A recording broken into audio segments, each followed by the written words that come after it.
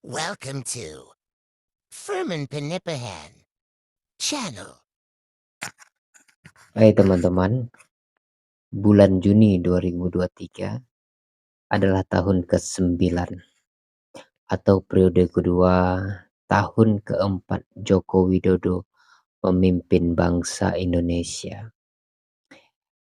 Sebuah bangsa yang kaya raya dengan ratusan suku dan budaya. Ribuan pulau terbentang dari Aceh hingga Papua yang beradat dan berlembaga, yang tak lapuk di hujan dan tak lekang di panas. Tanah air Indonesia dan dengan segala penderitaannya. Sebagai pemimpin bangsa dan sebagai manusia, tentu kita tahu Joko Widodo tidaklah sempurna dan pasti juga tidak luput dari dusta.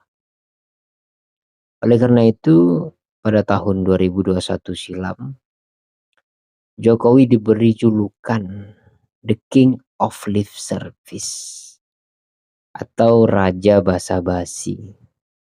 Julukan ini langsung diberikan oleh BEM Universitas Indonesia.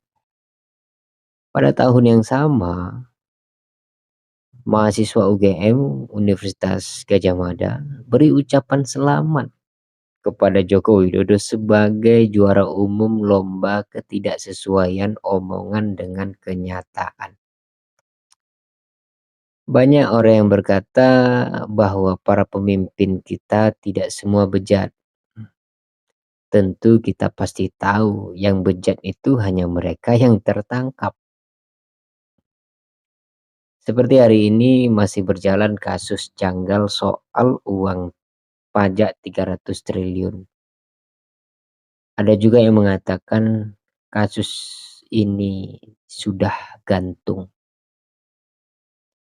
Kembali lagi pada pertanyaan, kenapa Jokowi masih dibela dan dihormati? Apakah karena dia doyan marah-marah seperti beberapa waktu yang lalu beliau tercengang membaca laporan 10 miliar untuk stunting. Namun yang dialokasikan sebagai dana tepat sasaran hanya kurang 2 miliar. Sisanya dipakai untuk rapat-rapat dan perjalanan dinas. Beliau tercengang atau hanya pura-pura tercengang? Tentu itu menjadi pertanyaan bersama. Janji kampanye Jokowi ketika masih menjadi rakyat biasa sangat luar biasa. Namun sebagian besar janji itu hanya sebatas luar biasa saja atau hanya dusta belaka. Seperti janji stop impor dan stop utang, hanya sebatas isapan jempol. Tidak perlu saya beri contoh lebih banyak lagi. Anda semua pasti tahu dan bisa membaca berita. Sebagai catatan, kecacatan Jokowi menjadi pemimpin yang gagal setelah turun jabatan dari tampuk kepresidenan tahun 2024 mendatang. Suatu hal yang sangat-sangat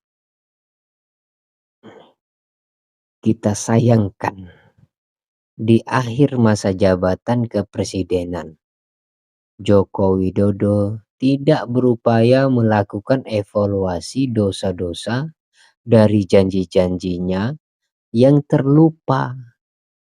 Justru hari ini kita saksikan bagaimana Joko Widodo mempersiapkan akhir masa jabatannya dengan cawe-cawe untuk menentukan pemimpin mendatang.